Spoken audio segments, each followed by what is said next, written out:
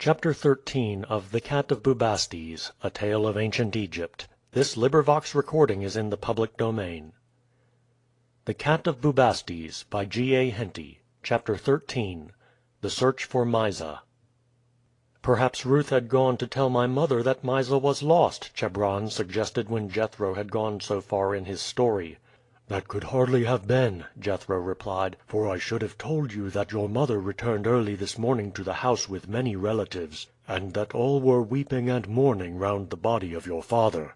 Had Ruth gone to her, she would either have returned with her, or Liptus would have heard where she was." "Did you hear how my mother bore her misfortunes, Jethro?" "She was overwhelmed with grief, Liptus said, at your father's death. So overwhelmed that she seemed to have no thought for anything else. She had, of course, been told the night before that Mysa was missing, but it seemed to make no impression upon her. She only said that doubtless friends had carried her off to save her from the danger that Chebron's wickedness had brought upon us all. This morning she made some further inquiries, but did not seem in any serious alarm. But the magistrates, when they came last night to inquire into the whole matter, took note of Mysa having been carried off, and when on their coming again this morning they found that nothing had been heard of her, gave orders that a search should be made for her, and a proclamation was issued this afternoon denouncing punishment on those who carried her off, and enjoining all who could give any information on the subject to present themselves before them immediately. Since I came out from the house I have been wandering about trying to think what is best to be done, and hoping that something might occur to me which would put me upon the track of the villains who carried Mysa off." "You do not think of carrying out our plans for tomorrow, Jethro?" Chebron asked anxiously. "We could never go away from here in ignorance of what had become of her." "Certainly not, Chebron. I consider it my duty, as well as my inclination, to stay here until she is found.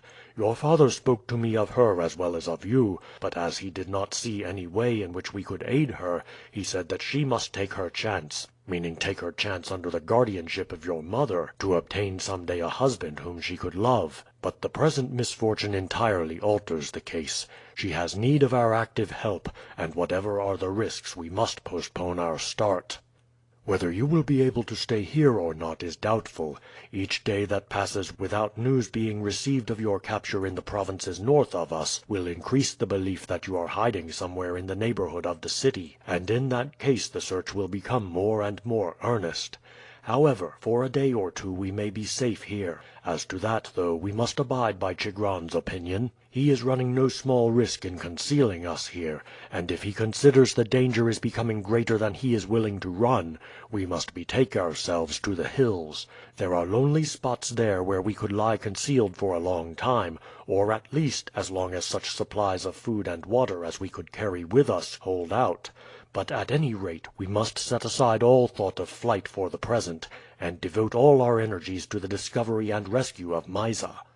"I do not think we have far to look for the contrivers of the outrage," Amuba said. "It seems to me that it is of a piece with the whole of the misfortunes that have befallen us. We know that Ameres refused the request of Ptylus for Mysa as a wife for his son.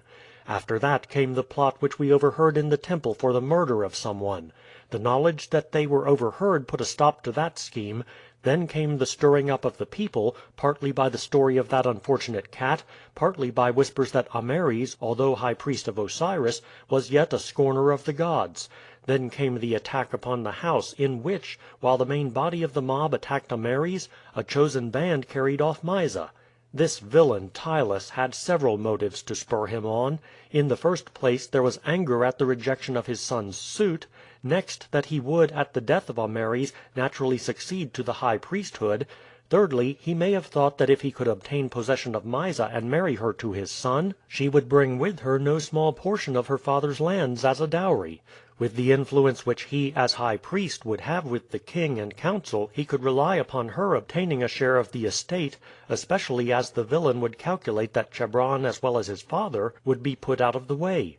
He has only to keep Mysa immured until his power as high priest is consolidated, and then if he gained the consent of the king to the match Mysa could not refuse to accept the fate prepared for her." "I think that you have accurately reasoned out the case, Amuba, and that we have penetrated the whole conspiracy. The question is, what are we to do?" "It must not be, Jethro!" Chebron cried excitedly, pacing up and down the chamber. "Mysa cannot bear Plexo. She spoke of him with something like horror when she heard of the proposal Ptylus made. I do not like him myself. He is thin-lipped and crafty and cruel. Mysa had better be dead than married to him." "I think I can promise you, Chebron," Jethro said grimly, "that that marriage shall never come about. We may not find Mysa, who may be hidden either in Ptylus's house, or in one of the many chambers of the temple, or in the caves near it, but at any rate I can find Plexo, and before we leave Egypt I will slay him as well as his father, whom I regard as the murderer of Ameres. I may not be able to do this and to get away, and in that case you must journey alone, but I am not going to quit Egypt and leave them to enjoy the gains of their crime." As he finished speaking Chigron entered. "I was coming in to see if Jethro had returned." He was told the reasons for his prolonged absence, the abduction of Mysa, and the determination to remain and search for her place of concealment. He shook his head.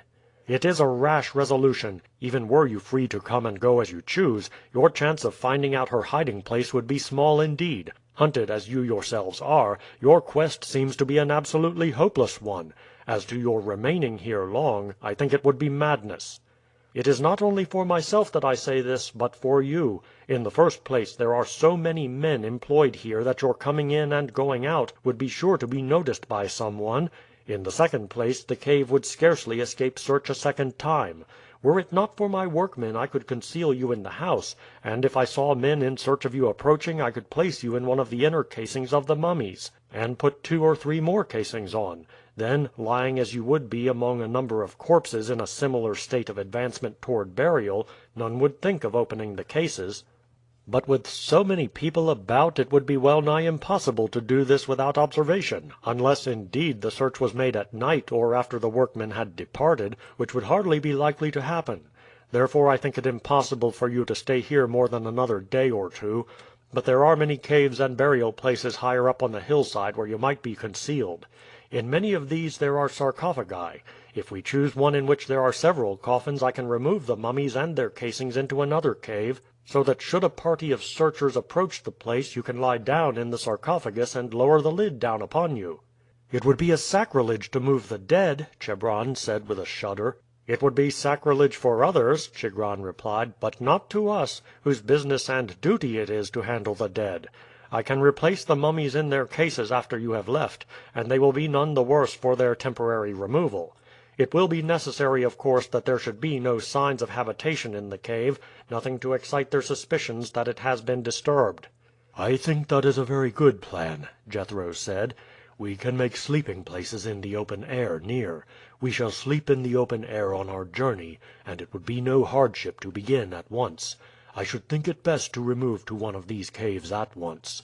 There is never any saying when the searchers may be here again; therefore if you will, Chigron, I will at early daybreak go with you, choose a cave, and make our arrangements." "I think indeed that will be the best plan," the embalmer agreed. "I will of course take care to bring you up every night a store of provisions. And now I will leave you to sleep." It was long, however, before the occupants of the chamber threw themselves upon their piles of rushes. Sometimes they talked of Mysa, and discussed all possible plans for discovering where she was concealed. Then they wondered what had become of Ruth, who would be friendless in the great city, and might not have money sufficient to buy a meal with her. "She had her ornaments," Jethro said. "A silver bracelet that Mysa gave her she always wore. She had 2 silver necklaces and earrings of her own. I should think they had been handed down to her from her mother. They seemed good and would fetch money. Ruth is a shrewd little maid, for though but 15 years old she has long been accustomed to manage a house and look after her grandfather. Why she has run away I cannot think, except that perhaps from the noise and tumult she thought that all were going to be killed. But even in that case she would probably have found her way back by this morning, if not sooner." "I cannot help thinking myself," Chebron said, "that she has followed Mysa. Although she has not been here for many months, I am sure that she was very fond of her." "That she certainly was," Jethro said. "I often thought when I was walking behind them that it was pretty to see them together. Mysa knew so much more of everything, and yet it was the Hebrew maid who gave her opinion most decidedly, and Mysa listened to her as she talked in that grave way of hers, as if she had been an elder sister. And you think she might have followed her? I hope that it may have been so, but in that case the women must have seen her." "The women were scared out of their senses," Chebron said, "and I have no doubt were screaming and wringing their hands and attending to nothing else. If I could but be sure that Ruth is with Mysa I should feel less anxious, for I am certain she would be a comfort and support to her." "She would indeed," Jethro agreed; "and moreover I should have greater hopes of finding where they are concealed, for if it be possible to get away and to spread the alarm, I am sure that Ruth would seize the first opportunity promptly." It was but a short time after they lay down that Chigron entered and said that morning was beginning to break. They at once rose and followed him. He led them along the foot of the hill for some distance, and then turning began to ascend at a spot where it sloped gradually.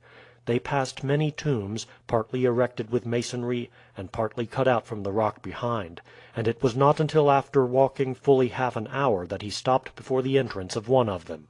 "This is the one that I thought of as being suitable for the purpose," he said. "It is one of the most lonely, and there is little likelihood of any chance passer coming near it.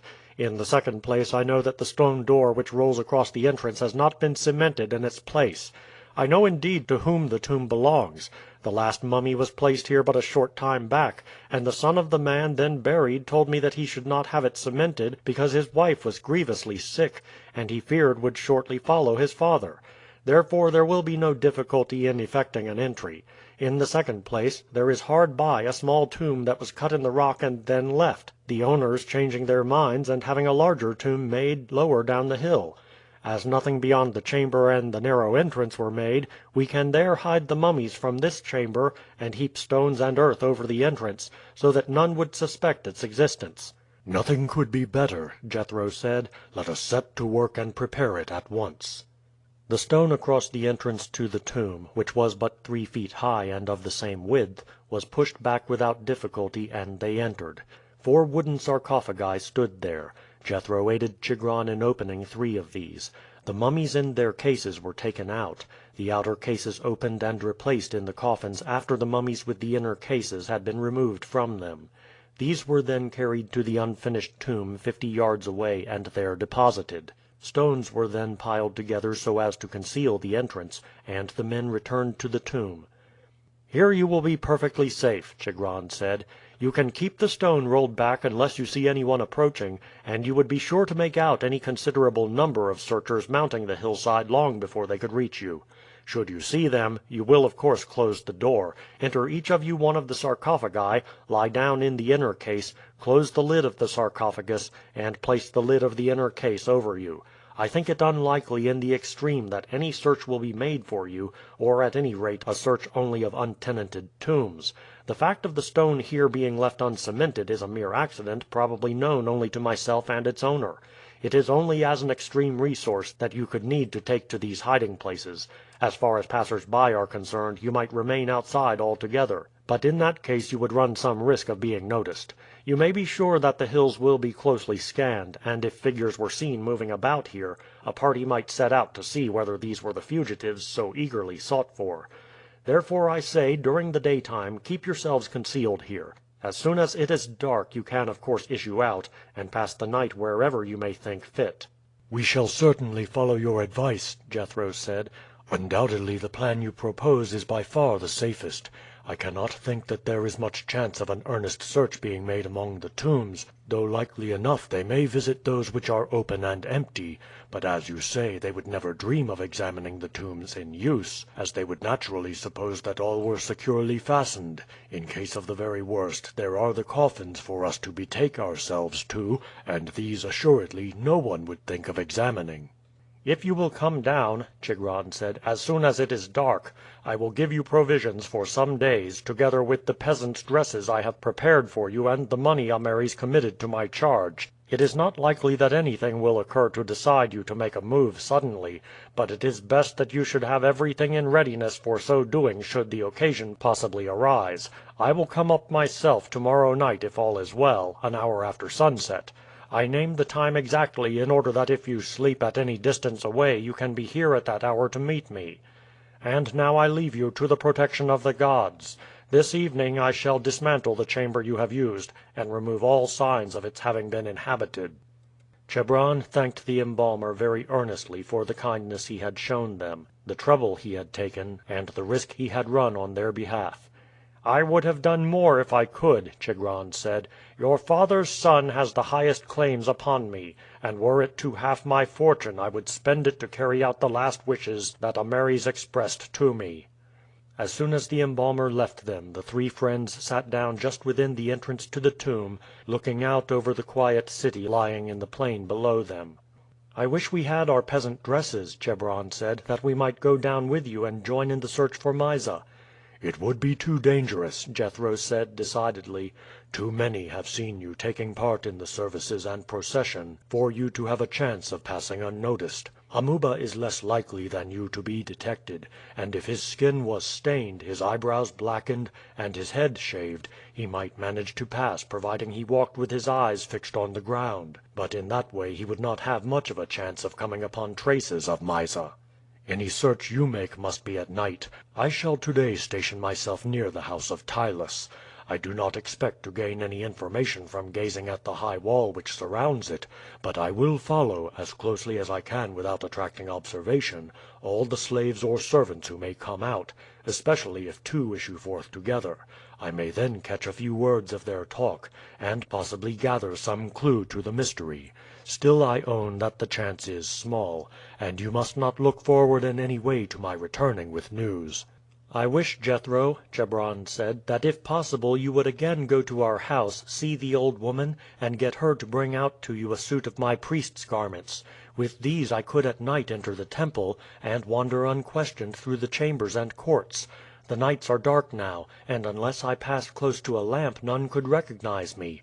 We overheard one conversation of importance there, and it may be that I could overhear another." "There would be danger in the attempt," Jethro said doubtfully.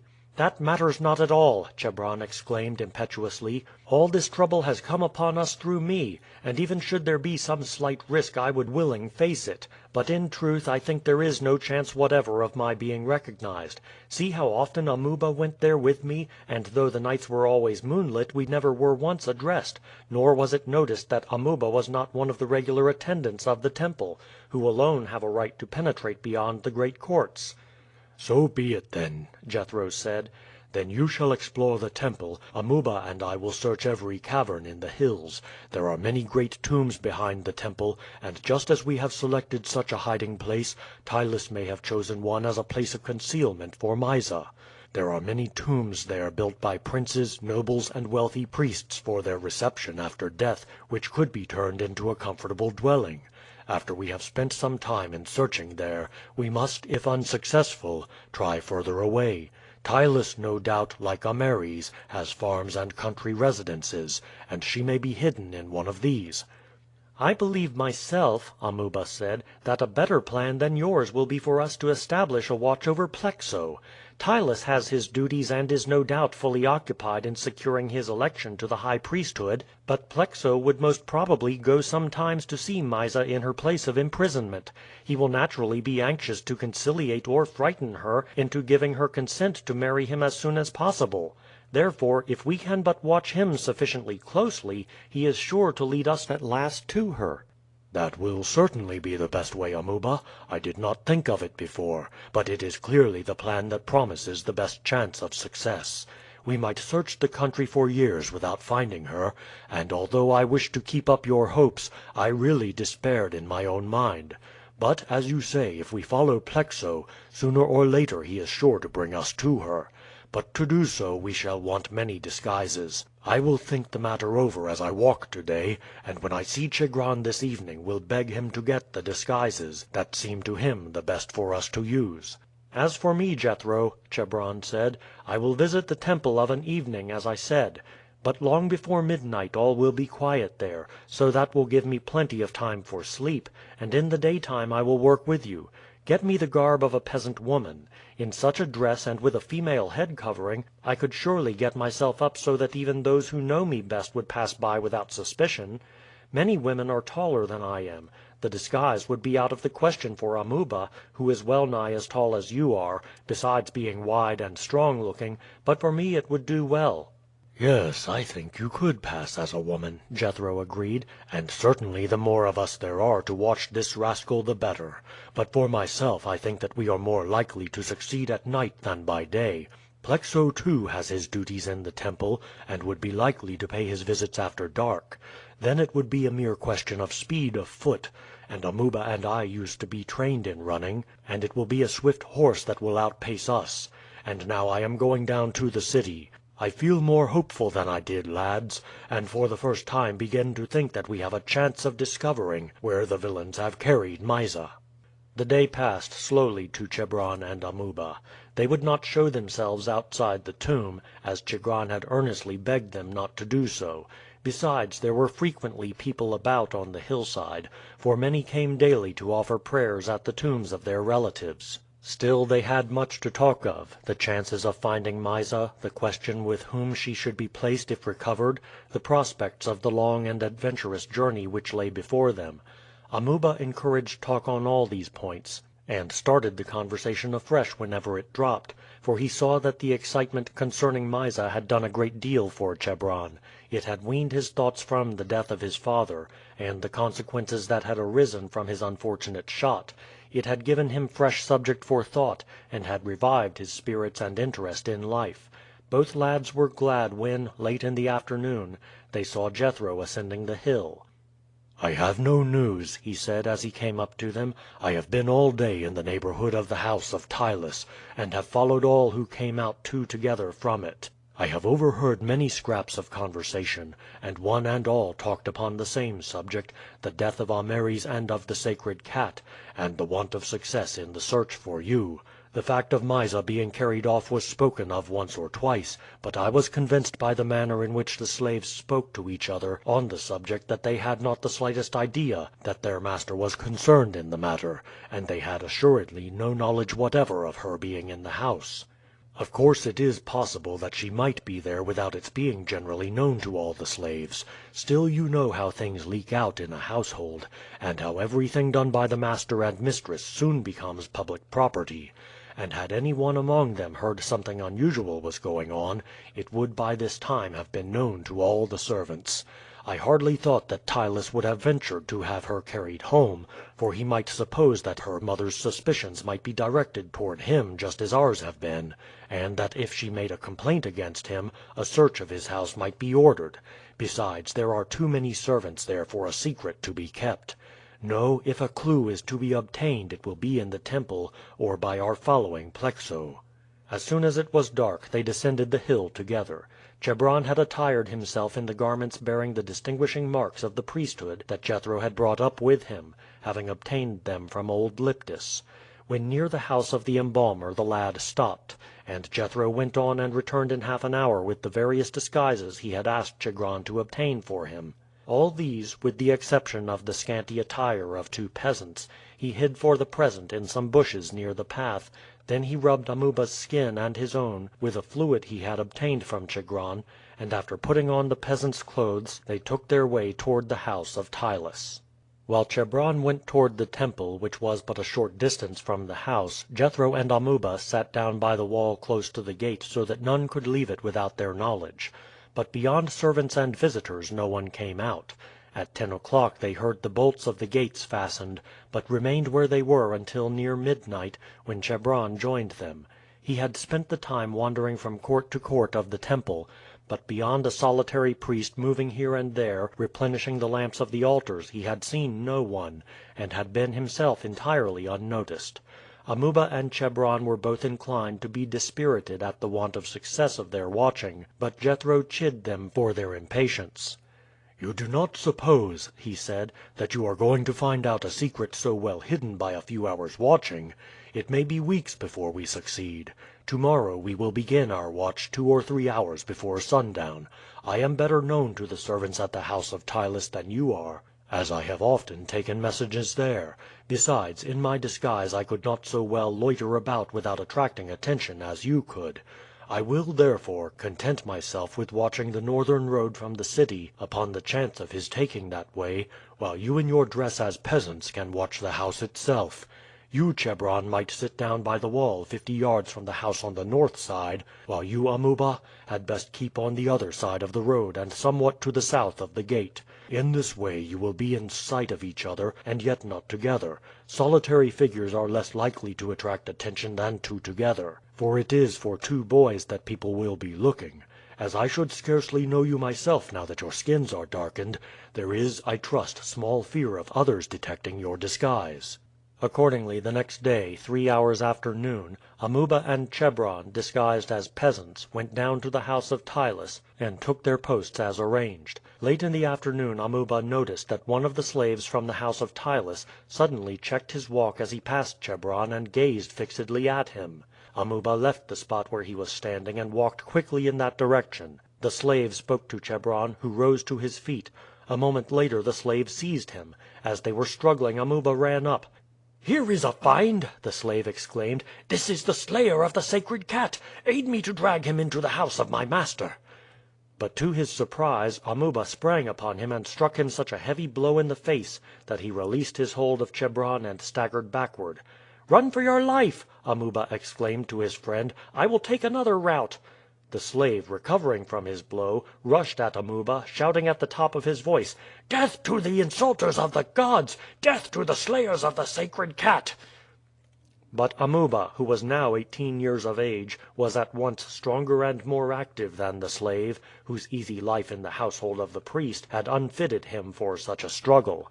Springing back to avoid the grasp of his assailant, Amuba struck him with all his strength in the face, and as he reeled backward repeated the blow, and the man fell heavily to the ground. But several other people attracted by the conflict and the shouts of the slave were running up, and Amuba took to his heels at the top of his speed. As he expected, the passers-by paused to assist the fallen man and to learn the cause of the fray before they took up the pursuit, and he was nearly 200 yards away when he heard the cry again raised, "Death to the slayer of the sacred cat!" By this time he was alongside of Chebron, who had paused to see the issue of the contest with the slave. "Do you turn off, Chebron, and take a turning or two and conceal yourself, and then make your way up to the hill. I will keep straight on for a while. I have more last than you have and can outrun these fellows, never fear. Do as I tell you," he said, almost angrily, as he saw that Chebron hesitated when they reached the next turning. "If we keep together they will overtake us both." Chebron hesitated no longer, but took the turning indicated.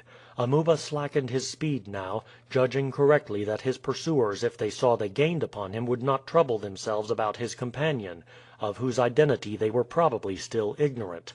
When, on looking back, he saw that all had passed the turning, he again quickened his speed.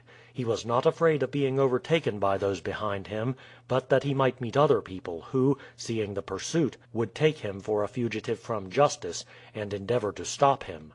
One or two did indeed make feeble attempts to do so, but did not care to grapple in earnest with a powerful young man, evidently desperate, and of whose crime they knew nothing. As soon as he felt sure that Chebron was quite safe from pursuit, he turned off from the road he was following and struck across the country. A quarter of an hour's running took him fairly beyond the villas and detached houses scattered so thickly round Thebes. The ground here was closely cultivated. It was intersected everywhere by channels conveying the water needed for the irrigation of the crops. The holdings were small, and in the center of each stood a little hut. Some of these were inhabited, but for the most part the cultivators lived in the villages, using the huts only when it was necessary to scare away the birds and keep a close watch over their fruit. In some of these patches the fruit trees were thick, and Amuba took advantage of the cover to turn off at right angles to the course he had been pursuing, and then shaping his course so as to keep in shelter of the trees, ran until he arrived at a hut whose door stood open. A glance within showed that it was not at present used by the owner. He entered and closed the door behind him, and then climbed up a ladder, and threw himself down on some boards that lay on the rafters for the storage of fruit, pulling the ladder up after him. The last glimpse he had of his pursuers showed him that they were fully 400 yards behind him when he turned off from the line he had been following, and he would have kept on and trusted to his speed and endurance to outrun them had he not been sure that many of the cultivators whom he had passed in his flight, and who had contented themselves with shouting threats at him for crossing their land, would, on learning from his pursuers the crime with which he was charged, join in the pursuit. Thus fresh runners would be constantly taking up the chase, and he would eventually be run down. He therefore thought it best to attempt to conceal himself until night fell. Scarcely had he thrown himself down when he heard loud shouts rise close at hand, and had no doubt that some laborer unobserved by him had noticed him enter the hut. He sprang down again from the loft, and seizing a stake which with several others was standing in a corner, he again sallied out. As he did so he was suddenly grasped. Twisting himself free he saw a powerful Nubian armed with a hoe.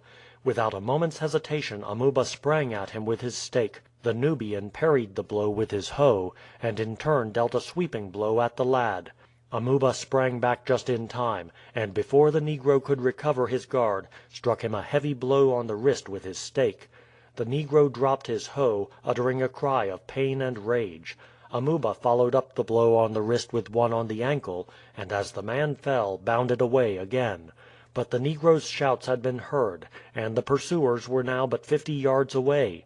Amuba saw that their numbers had swollen considerably, and a doubt as to his ability to escape them for the first time entered his mind. They were too close for any further attempts at concealment, and he had now only his speed to rely on. But he had already run nearly 3 miles, while many of those behind him were fresh, and he soon found that he could not again widen the space between them. For another 2 miles he kept ahead, at first leaping the ditches lightly and without a pause, but at last often landing in the middle, and scrambling out with difficulty. He was becoming completely exhausted now. Those who had at first taken up the chase had long since abandoned it, but as he had feared, fresh men constantly joined the ranks of his pursuers. They were but a few paces behind him when he found himself again on the high road. A few hundred yards away he saw a chariot approaching, and feeling that further flight was hopeless, he turned, stake in hand, to face his pursuers, who were but a few paces behind him. With cries of "Kill him! Death to the insulter of the gods!" they rushed at him. Panting and breathless he defended himself as best he could, but his guard was beaten down and blows were showered upon him. He fell, but with a great effort struggled to his feet again. His senses were fast deserting him now, but he was conscious that the chariot drew up beside him, scattering his assailants right and left. He heard a voice raised in tones of indignant reproach, and then a renewal of the cries of hatred. He felt strong arms round him. Then he was lifted, and for a time became unconscious. End of chapter 13.